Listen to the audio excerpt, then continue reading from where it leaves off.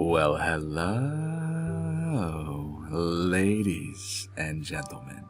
Good morning, good evening, and good afternoon to everybody around the world. Welcome back to another One Piece video featuring your girl, Jewelry Bonney. In today's video is going to be a little bit different. We're going to do a deck overview for my regional event, and then we're going to play a bunch of games as we typically do here on the channel. We're also going to talk about a bunch of drama that happened at Virginia Beach Regionals. Some things weren't, run well, if you will. The prizing wasn't the best. People came out, whether it's like 5 hours to drive or flying, it was all over the place. We have drama with people swapping decks. There's been a whole thing going on right now when it comes to Reddit and Twitter. This is why I don't typically hop on social media, just because this sort of thing. But I digress. We're going to dive into my matches today. What I did, how we did, and we're going to dive into the rest of the video. Now, for the first part of this, we're going to go over my deck list here, and then we're going to dive into a bunch of games with Smoker just to relax and vibe and have a good time with you guys. Now, I think we played 4 games in our regional event. Our first matchup into Zoro, which unnecessarily wasn't the best. Before we get into that, I'm going to go ahead and tell you why I'm using certain cards here and why I ran what I ran.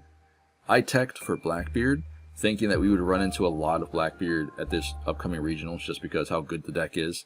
Instead, everybody and their brother wanted to play, at least the matches that I did, everyone and their brother wanted to play aggro. And we're talking Zoro, because I ran into a lot of them. Now, with this list particularly, I'm teched for Blackbeard. I got 2 Straw Swords. I'm running the Zoro here to deal with this matchup as well as the Shanks to help remove certain characters into the mirror matchup when it comes to Jewelry Bonney and, of course, Reg Aggro Shanks, right?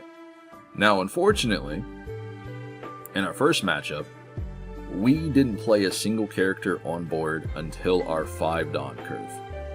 So that means we saw no Rouge, we saw no Rosinante, we saw no Bonney Searcher.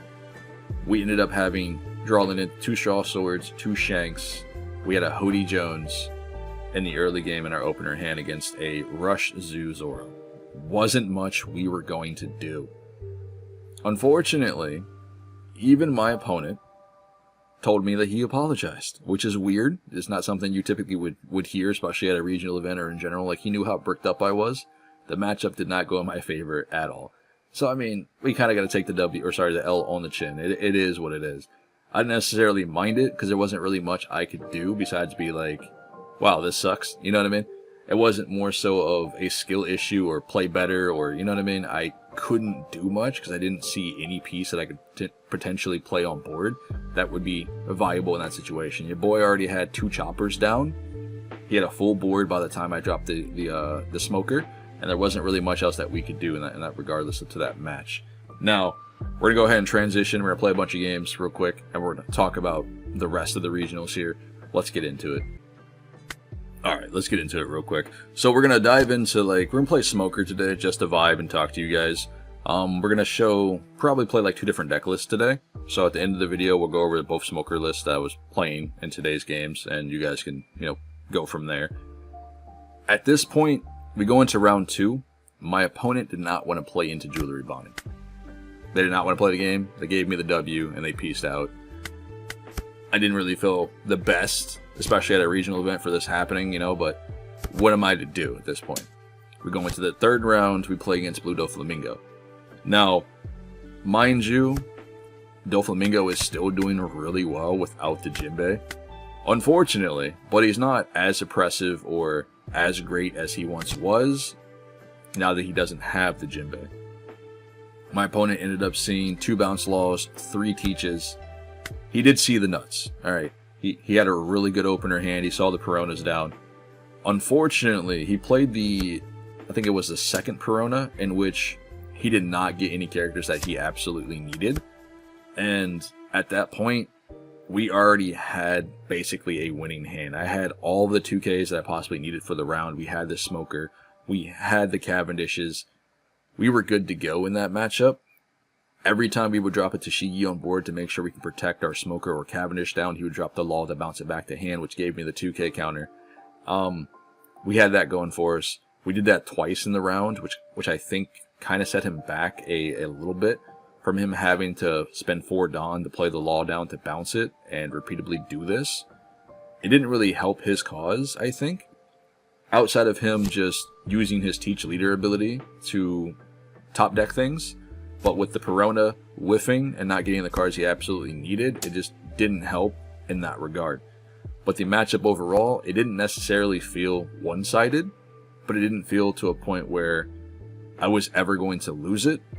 You know, I wasn't necessarily my back against the wall or anything. I think we held our ground and we did really well into the match.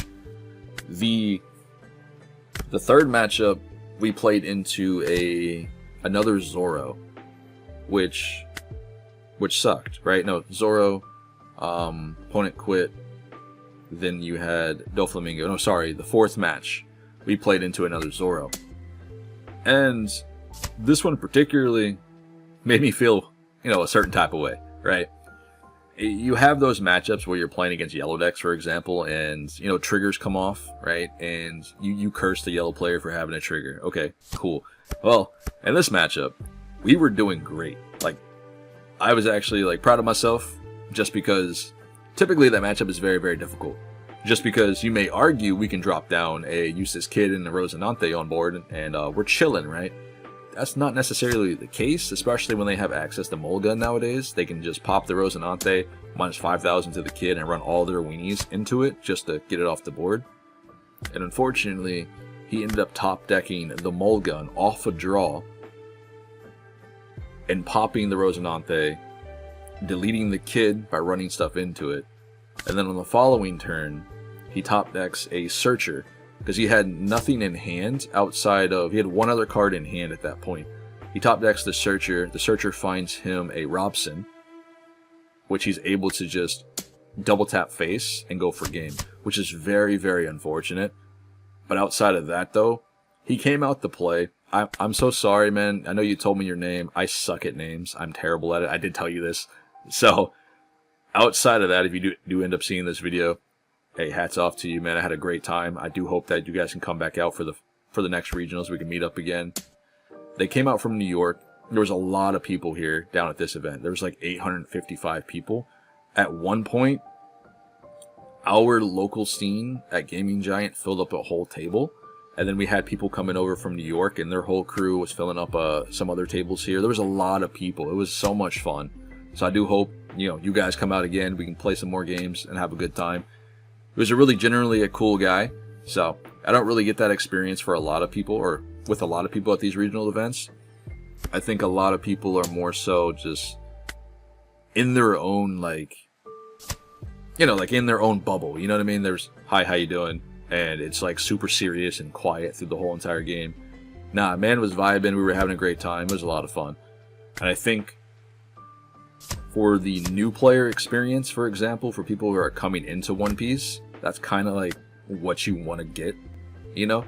Especially when you guys are going out to local scenes and you're playing like your local games and stuff. You don't want to sit down and play across the table from somebody who's just super, super quiet, super serious. You know, there's no interaction. It kind of kills the whole vibe and mood. So I do hope you had a great time. Shout out to you. In our fifth game, we end up playing against a Shanks. So that whole first day, we saw no Blackbeard. I actually saw more Lucci players, and this is just like in the vicinity of where I was sitting at the tables, than I did see Blackbeard. I think realistically I saw 2 Blackbeard players all day. Now, we're going to get into the drama and all that sort of stuff as well, but keep note, 2 Blackbeard players that I had seen. Again, 855 people, there's a lot of people. Of course, I'm not going to check every single table, right? To be fair. Just in my area alone, I saw 2 Blackbeard players all day. In our final matchup, we played against Shanks. Because at this point, if I lose this one, I have to drop, right? Because if I don't drop, I won't be able to make it to the next day by losing 3 games. So, we end up playing against a control variant of Shanks. Which, as Bonney, playing up against a control variant of any deck is not necessarily what you want to see, right? To be fair. This is why I teched for Blackbeard to kind of be ready for this. At least in that matchup, it's a little bit easier for me to deal with Against Shanks, it's much harder due to the fact that he runs the Divine Departures, he runs the Beckmans, and of course, he also runs, what's the other card? The 10 cost Shanks, right? The one that plays on board Pop Something. Well, unfortunately, your boy saw all of the nuts, alright? He saw every piece that he needed. He ended up getting a Divine Departure off the very first draw. So he plays down Utha. Utha finds him Divine Departure immediately. Great. At that point, this is turn 1. So, me knowing that he already has it, I'm already like, well, great. What do I do now? Because I didn't have the Tashigi in hand. I got the Smoker. But I play my Smoker down. And of course, he kept the Divine Departure just to be able to remove the Smoker, on curve. Which is something that he needs to do. And that's exactly what he did. Because other than that, you have to drop the Hongo to get the reduction, to play the Beckman to remove it that way, give or take. He Divine Departures it. Alright, cool. Great. The following turn, he follows up, he plays the Beckman, he removes my other character that we drop on board, which is Cavendish at that point. He gets rid of that. I needed to have one or the other by the time I had Eustace Kid come down, which I didn't. So, we play down Eustace Kid. We have no way to protect him outside of a Rosinante that we can't play down. Rosinante that we can't play down. Alright, so we dropped the Kid on board. It wasn't very difficult for him to just go ahead and remove that as well, which is unfortunate because we didn't see the Tashigi. We needed to see the Tashigi in the early game. We didn't end up drawing Tashigi at all to protect against any of the KO effects, which is unfortunate. He had the 10 cost Shanks, not the one that's a rusher, but the other one that plays on board, he pops a character, which definitely threw me off because I don't really run into that a lot. I know you guys don't either, especially when you're playing into the aggro matchup. You may occasionally see a Shanks that's running it, but most control builds are typically running the 10 cost pop something. And I didn't expect to run into a control variant of Shanks most of the time. We're playing into the aggro matchup. Well, of course, 10 cost Shanks hits the board, removes our bodies. We have nothing at this point. And he kind of just runs us over. Basically, in this matchup, just how you would play Bonney into Lucci. It's, you play something, they remove it. You play something else, they remove it. And it's just kind of how I felt in this matchup, especially when I did not see any of my Tashigis to kind of just like bolster the board a little bit. And even still, I don't necessarily know if that was enough, just because he saw the nuts, the Divine Departure into the curve with the Beckman. He had the Shanks in the mid to early game. He had the Hongo on board to do the minus cost reduction, to pop other characters down. He did really, really well. On top of that, being able to play down 2 Rucks, the 5 cost blockers, I always say his name incorrectly. It was very hard to get over. We end up taking the L in this matchup. We have to drop from the regional event. That's fine. My experience with it, meeting the people, having a good time, meeting people I don't even know, come speak to me, watching my channel, watching my content is phenomenal. Like, just that alone is kind of like, it's a humbling experience, because if you meet me IRL, I'm a very social person. Outside of when I don't know who you are and you come over to me and you talk about the content, the stuff that you guys watch, it's just, wow, it's very, very humbling, just because the fact that I'm grateful. I'm super grateful for it, and I wouldn't necessarily be here without the support in the One Piece community. This happens to be the best community that I've ever been into when it comes to TCGs. And of course, you've been around, I've been around, I've played them all, especially when it comes to a lot of stuff that pops off.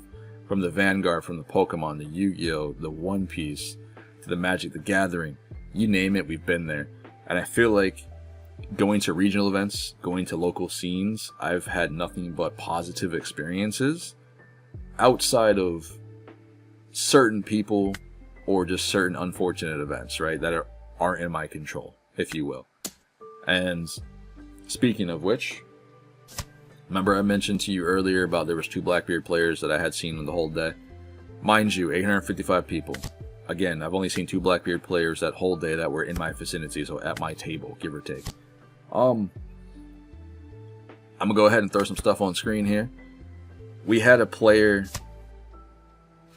boast about playing Black Yellow Luffy at regional event and doing super well with him, outside the fact that he was not on BY Luffy.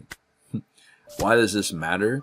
This matters because of the people who were at this event, the people who know this person individually at, you know, a local scene or what have you. He played Blackbeard specifically. He did not play BY Luffy. If he did play BY Luffy, he played in the earlier matchup and then he swapped his deck off to Blackbeard. He was supposed to be on Blackbeard for the whole day, i.e. the deck that he submitted, which there was some controversy over on Twitter talking about, again, I'm going to post it on the screen here real quick, about him being on BY, in which he wasn't. And unfortunately, when I mentioned that I saw 2 Blackbeard players, he was one of the Blackbeard players that were around one of my tables, that he so happened to be playing Blackbeard. He played against one of our local people up here at Gaming Giant, and she played Zoro into him as he played Blackbeard, not BY Luffy. So this whole deck swapping shenanigans and stuff, it never really looks good on a person when you try to swap your deck in the middle of a regional event and then proclaim that you didn't do this when other people seen you do it is a little crazy to me. Especially when you have other content creators who are also at this scene and we overlook things, or we know people who also play up against you, i.e. Joey, Heart Pirates, TCG. Now be mindful, there's a lot of controversy surrounding him as well at this regional event, and I'll get into that as well. But for the record, I met Joey a single time. This is my second regional event in which I did run into him. The very first one, very, very humble guy. Outside of all the controversy surrounding this dude, I have no idea, because I don't do social media. I don't do the Twitter. I don't do the Instagram stuff. I don't do the Facebook. Dude, I just come here, do content, play games, meet people, have a good time. That's my vibe. Okay? So when I first meet him, he was a very, very cool dude. We had a great experience. We chopped it up a little bit. We talked about content and, you know, what we're doing with the channel and how it's affecting our lives. We had a good conversation, all right? Like, adult stuff, you know? But then you see other people in the community, they start flagging on him or flagging on other creators, just flagging on people that are doing well or just trying to vibe, trying to live their lives. Basically, it comes down to a situation where TCG decided to react to a post on Twitter, basically saying that to the player who was playing Blackbeard, proclaiming that he wasn't on Blackbeard, proclaimed that he was on BY Luffy the whole day. Heart Pirates TCG reached out on Twitter and basically said you were on Blackbeard, etc., right? Along with a bunch of other people saying the exact same thing. And then the downside to this is the controversy around Heart Pirates TCG. There's a lot of negativity. A lot of people don't like this dude for whatever reason. And it is what it is at that point, right? Because you got to keep in mind that he, just like other content creators out here, we're here to, again, meet people, do content, and have a good time. If he said something that you don't agree with, if I say something that you don't agree with, if someone else says something that you don't agree with, that's fine, right? Because that's their opinion, you know, not yours, etc., etc. You guys should know how this works. We're all adults here. At least I would like to think so, but some of us aren't. So your boy replies to the situation on Twitter, saying that he was on Blackbeard, when the other guy proclaimed that he was playing BY Luffy for the whole event, which he wasn't. So for me to hear this, and then in our Discord community here, where our Discord community, I'm talking about our specific community at our Gaming Giant locals, in our community where you have friends who also played into this BY Luffy player, quote unquote, and he wasn't playing the deck in which he was supposed to play, is just a little frustrating. Because you can't just go to a regional event and swap decks. That's not how that works.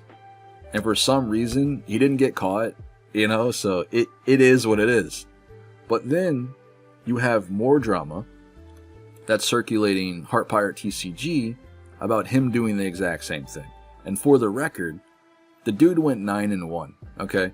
And no, I didn't speak to him prior to making this video. No, I do not communicate with outside of seeing him at regional events. I don't talk to him like on Discord, on Twitter, none of that sort of thing. We don't communicate.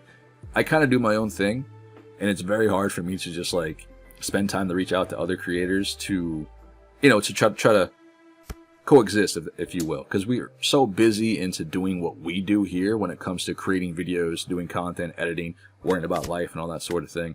It's just, this came up to me because this was in our community on our Discord. This has reached our Discord when we're out in Virginia. So it's interesting because he did 9-1 on Blue Doflamingo. All right. People are pointing fingers also at him for the accusation that he played Lucci, in which he never played Lucci in the regional event in Virginia. He was always on Blue Doflamingo.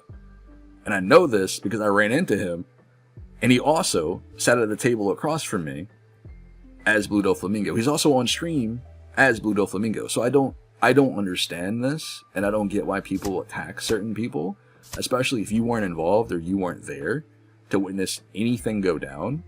So it's a little interesting, and I wish it would stop in the community, but I know it's not going to. I know it's always going to be controversy around somebody, but that's just my 2 cents. I just want to go ahead and point out the guy was playing Blue Doflamingo for the whole day. And for my experiences with him, he's been a cool dude, regardless of what has happened in the past or what you think he said or what you saw him say or what have you. In my experiences with him, he's been a great guy. I'm not gonna, this isn't like, oh, let me go ahead and butter him up or anything, let me glaze him, not like that. It's just in a humbling situation or experience that I've had with him, he's been great. Now outside of that, hats off to him, hats off to everyone who came out in the regionals to put it in, to have a great time, to win some games, to just meet people and chill. I enjoyed it, I had a lot of fun. There is just one other thing I do want to get into when it comes to this event, and I think it rubs a lot of people the wrong way, myself included. So on the side events, right, they ran 6 of these a day, I believe, if I remember. I could be wrong, someone correct me who was there, who was involved in these side events. I'm pretty sure it was 6 a day. Now, I'm going to post some stuff up here on screen. We had we had a lot of people at these events. These side events also, I think it was, if you win 2 games, right, you got 5 points. Okay, you win 3 games, you got 12. And if you won 4 games, you got 30. They had a ticket system, okay? And in these ticket systems, there were prizes.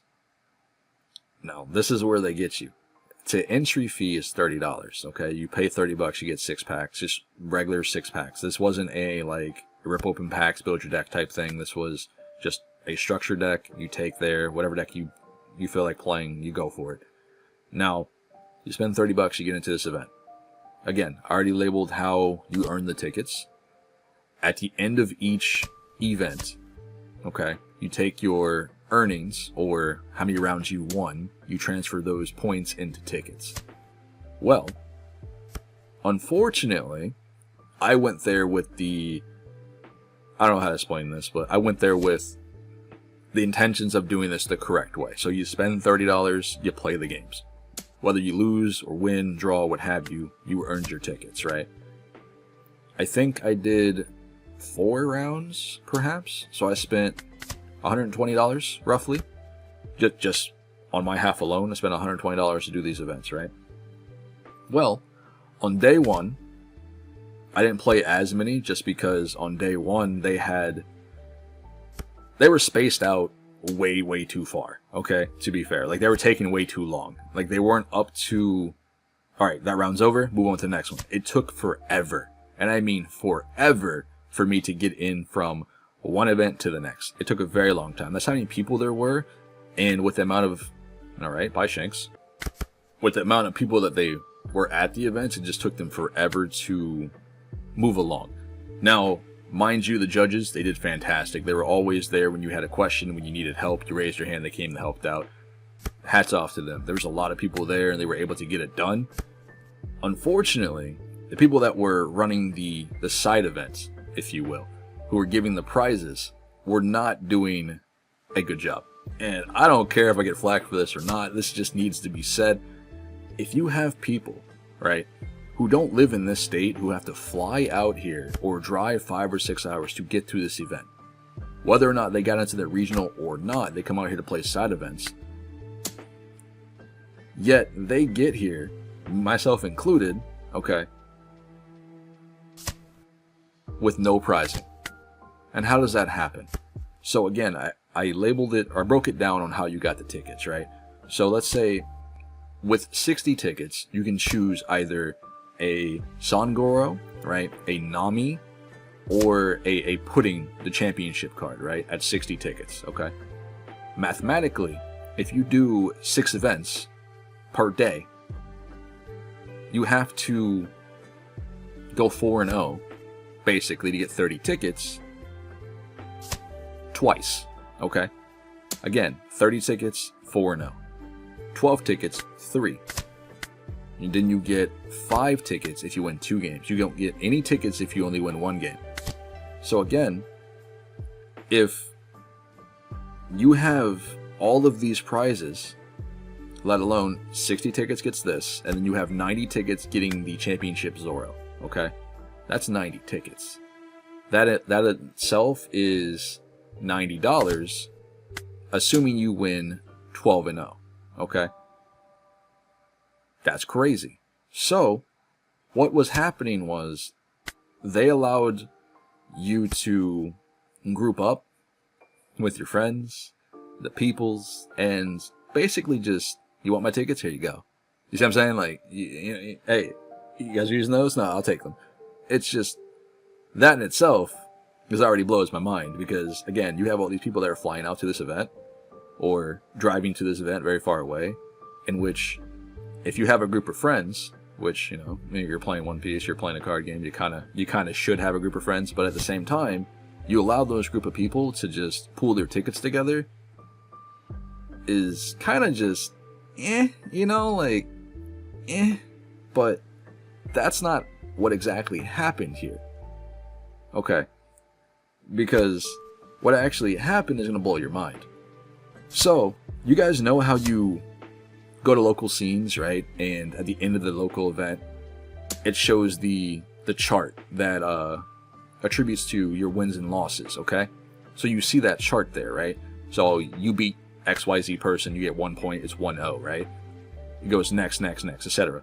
So on that screen page, so if you open up your Bandai app, right, and you go to whatever event that you just finished, for example, okay?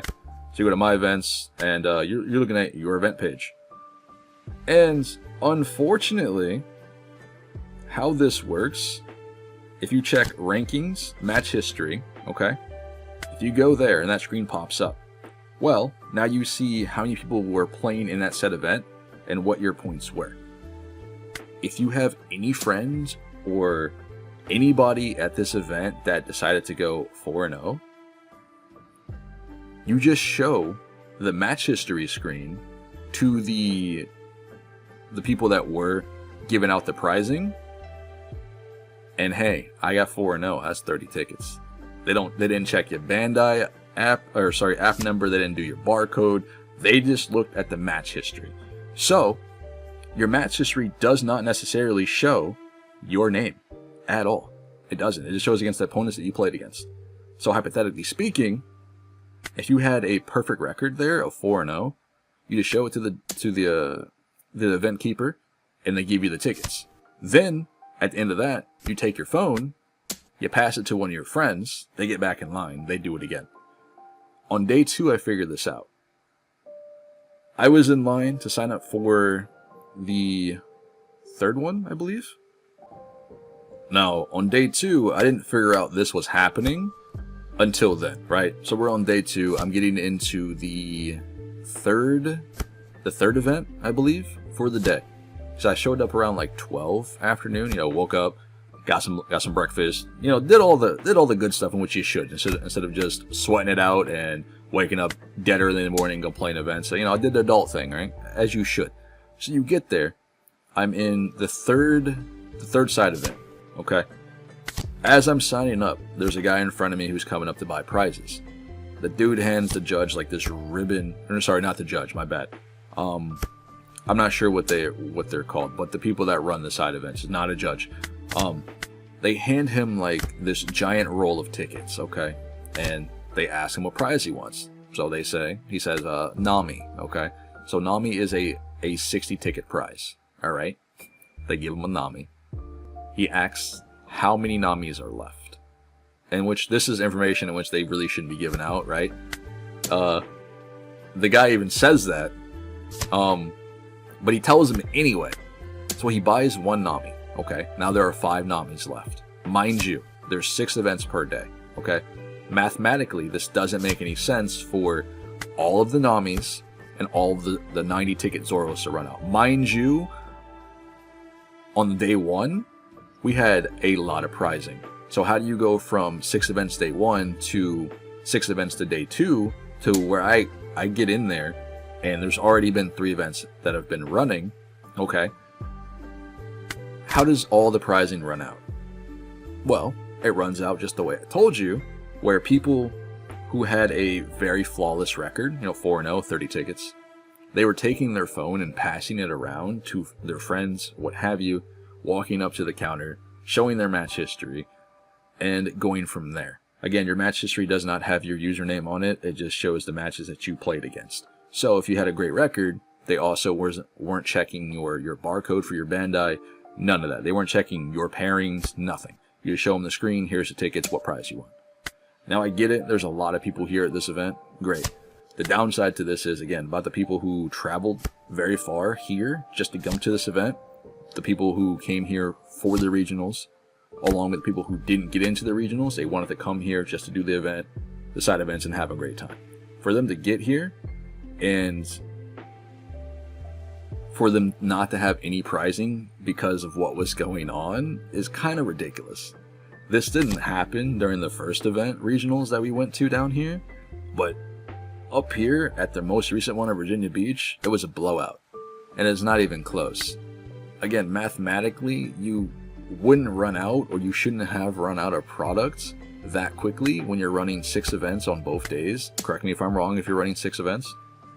But if you were to check the pairings, your history per individual, because these aren't cheap cards that you're getting, right? Nami was running for like, what, $600, give or take? Come on now, man. It's crazy to me. So for that to happen, I felt bad for everyone who was involved, who wanted to come out and have a great time, and then was told that, hey, sorry, we have no more prizing. Like, that is wild. But what am I gonna do, right? That didn't necessarily affect me, man. I was there just to vibe, to chill and relax. It's just for the people who were there, it didn't really sit right with them. And it wasn't any, like, compensation, obviously. It's just, oh, we're out of prizing. Our bad. Yes, because you guys were negligent in checking whether or not the person who gave you the phone actually won these matchups. Like, come on now. It doesn't make any sense to me. But outside of that, though, the regionals itself, besides the drama, was fantastic. I had a good time, man. Just being out there at the beach, of course, because you had not only the event, you went out, you ate food, you went to the beach. It was a good time overall. And coming back, doing content still, of course, right? You have that experience in which happened at regionals, and then you have this a whole nother, like, box set that's coming out, more One Pieces coming out. There's gonna be a lot more updates to the game itself. There's so many things that I have to get prepared for, and I'm very excited for it, especially when it comes to things on the channel here. As I mentioned, I wanted to talk to you guys about some updates. So somebody in Discord, right? We do this on a regular basis. We post deck lists, we post, help me build this deck, what's working for you, all that sort of thing in our channels here. Somebody posted a crocodile list, right? Purple yellow list. They want me to tinker with, to play here on a video and all that sort of thing. I can't wait to dive into it. And then it hit me that there's something on the channel that I want to do on a weekly basis. if you guys know all the content that I put out here, I typically do meta decks and or decks with spice, okay? You're not going to find the most oversaturated list or deck here when it comes to things like, you know, Teach or Rob Lucci, of course, Blue Doflamingo. I don't typically do things like that, but any other deck that I am thoroughly playing, whether it's at the local scene or decks that I'm having fun with, I'm going to play here. And then on top of that, we do off-meta stuff, right? Well, there are off-meta decks, and there are way off-meta decks, to be fair. And we're talking about, when I say off-meta, it's more so decks that aren't tier 1. So your decks like Shanks, Rob Lucci, Blue Doflamingo, things that are just oversaturated, I typically don't do a whole lot. That's what I would say would be meta. Then you have off-meta decks like, of course, Yellow Luffy, or sorry, Purple Yellow Crocodile. And I'm like, you know what? Let's bring something to the channel in which people in the Discord can interact and give their 2 cents, which you guys typically do, but more so, hey, I want to see you play this. Hey, try out this deck. You know, a lot of people love coming to this channel just because of what I provide. Like I mentioned, you're not going to see oversaturated stuff, but you're also going to see deck lists that make sense, at least to me, and might make sense to you, and you might get decks that you don't typically see here, like Blue Crocodile. You don't see decks, Yamato as much. You know, just decks like that in general. Well, the idea for me is every week you guys are going to get either 1 to 2 videos of off-meta decks. I have King. I want to get back into King here for a little bit and see what I can cook up in OP10. Don't quote me. I'm going to try my best, okay? I've had people reach out about that. I've had people reach out about other decks like Birdcage Doflamingo for OP10, which I've already done a list for, but I got to dive back into that as well with the new bands and see what it can do. I want to play Purple Yellow Crocodile as well, because I have an idea with Okama Way with the Basil Hawkins into the Kikinojo, whether you heal a life or burn your opponent's life. There's a lot of cool in and outs with that deck list in which people aren't really exploring because they're too focused on playing quote-unquote meta decks. Now that the regionals is over currently, there's still some other ones that are coming up, but it gives me more time to tinker around with other things, which I want to bring to the channel here, at least on a weekly basis. So that's something I want to do. With that being said, I also want to get into other deck lists and other decks at local scene and on sim that I can play around with now. Because I've been prepping for Bonney for such a while. Now I want to get into playing Smoker for a little bit and see how I feel about this. But there are other decks that I want to get into as well. And then we have other stuff, whether it's coming up from EBO2 very, very soon. I think that is in June, if I recall. Right? No, not EBO2, sorry. I meant to say the structure. Yeah, the structure decks that are coming up. We get stuff for Shanks, Jewelry Bonney, Yamato. So you guys know I'm going to be cooking up things for Yamato here on the channel, so I have to get into that as well very, very soon. And then we have EBO2 coming up. So we get new cards for Jewelry Bonney, whether it's going to be her 7-drop, which I'm super excited for. We get stuff for Nell as well when it comes to the new Rush Nell. So there's going to be a lot of things that are going to be focused here on the channel. You guys also be getting a lot more content just overall.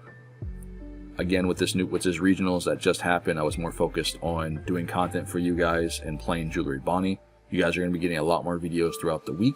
I'm going to try my very, very best to get that out to you. Next month is going to be crazy because I plan on getting as much content out as possible. And this includes, I want to get into streaming here and there. Not on an everyday basis, but at least once a week if possible. Now, of course, it also depends on what goes on in life, and when it comes to uploading content here, job outside of life, there's a lot of stuff that involves. Streaming is a lot of work. I used to stream a lot on my other channel when it comes to other content that I was putting out. If you guys followed me from there, or if you know me from my other channel as well, I used to do a lot of Dead by Daylight content. So I used to stream a lot when it comes to that. Going into One Piece, I have yet to stream at all for this game. I'm just more so just consistent content throughout the week when it comes to uploads. I do want to add on streaming, whether that's going to be on YouTube, more than likely, versus Twitch, but still, you guys will probably be getting streams here very, very soon. I still have some things I want to work out but that is something I'm looking forward to doing. But hey, stay with me, man. Stay with me. It's going to be a journey. We've gotten this far. I do hope to plan on getting more content to you guys out as fast as possible.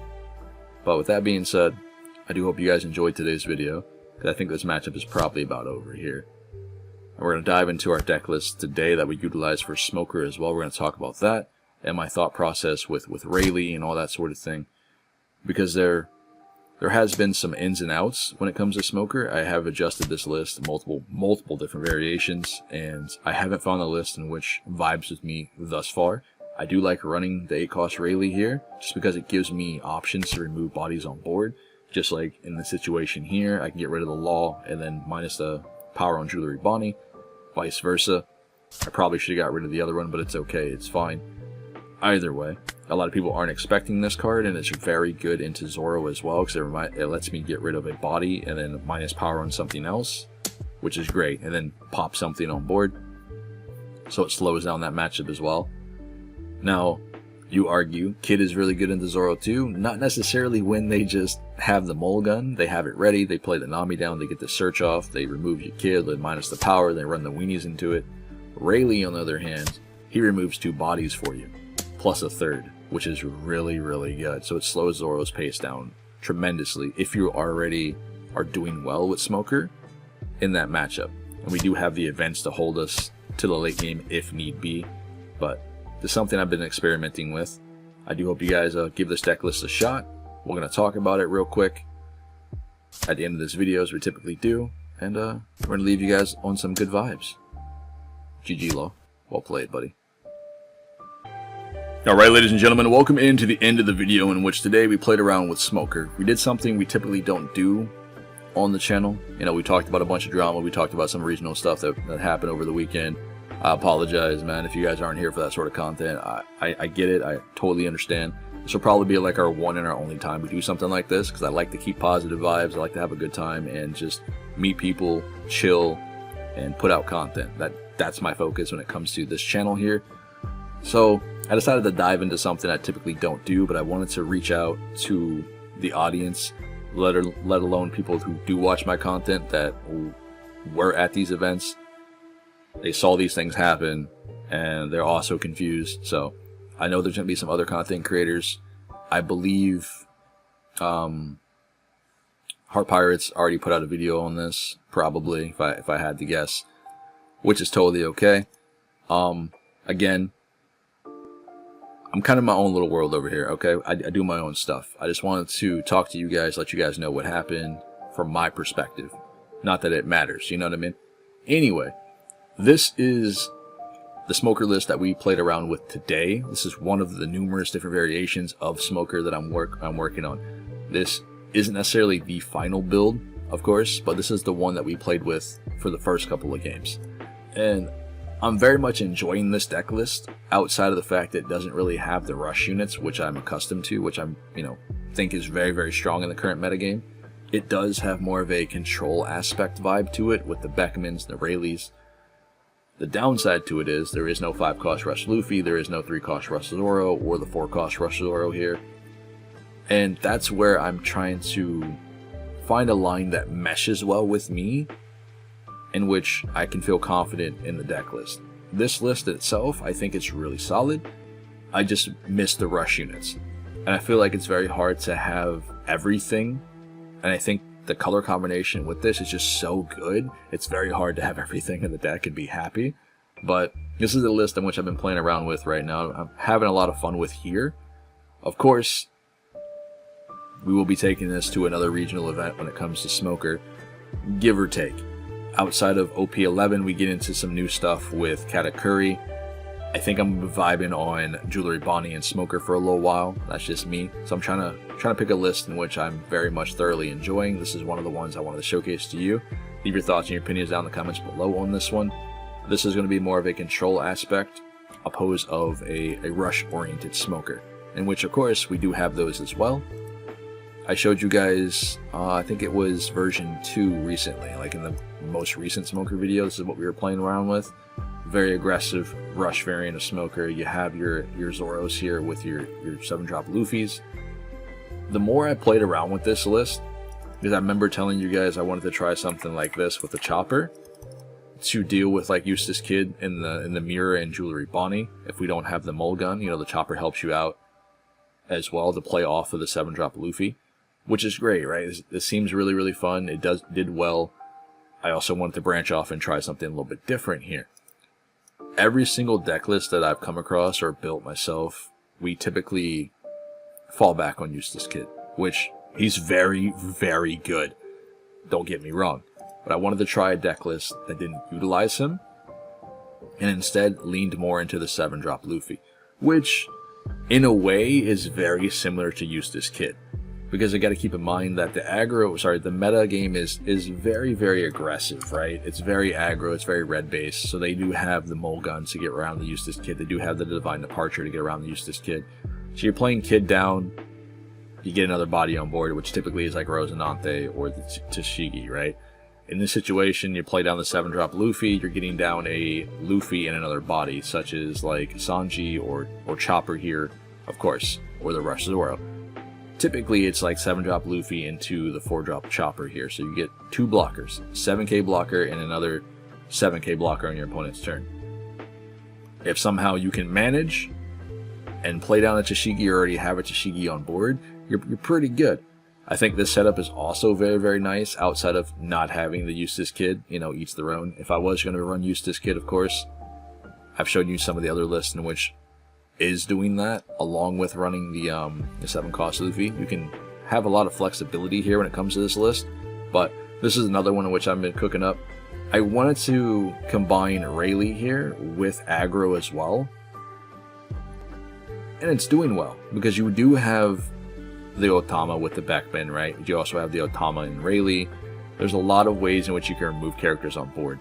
Instead of just having to rely on the mulligan to get rid of the Cavendish or the Smoker as soon as they hit the field, you have a lot of ways of dealing with that in the late game with trashing cards with things like Ben Beckman. And I think that I've been running into a lot of aggro matchups, of course, and this is just at locals, at regionals, just on sim. A lot of people are on Smoker, a lot of people are on Zoro or Doflamingo still, and they go wide very, very quickly, and I wanted to have multiple ways of dealing with the board and being okay, outside of having to just take hits and then rely on Eustace Kid for them to drop a mulligan. Not that Eustace Kid is bad by any means, of course. I love him. He's very strong in this list, but I wanted to try a different approach and see how I feel about it, in which I also wanted to utilize the Monkey Luffy here, the 5-cost Luffy, and seeing how I felt. In a more traditional Smoker list, this would be somewhat ideal outside of the 4-cost Zoro. A lot of decks don't really run this, which is fair. I like to keep this in the deck list just because the 7-cost Luffy here, but in a traditional list, we're looking more something like this, outside of the Rayleighs, right? To be fair, this is what you're typically going to find in a most Smoker deck list out there, with a little bit of flex pick. Either way, this has been Pawseplays. Leave your thoughts and your opinions down in the comments below when it comes to the deck list today. Again, I apologize if you guys weren't here for the drama. Just wanted to get this out to you guys, give you my perspective and what I saw and what I dealt with here at regionals. I do hope you guys enjoyed today's video, something that we typically don't do here on the channel. We will get out to regular scheduled content going to the next video, in which we will be playing Purple Yellow Crocodile. You know, you guys won the poll. It be what it be. I'm excited. Let's get into it. Outside of that, enjoy the rest of your day. And I will catch you guys in the very next one, and to our locals. Stay safe out there. I'll see y'all later.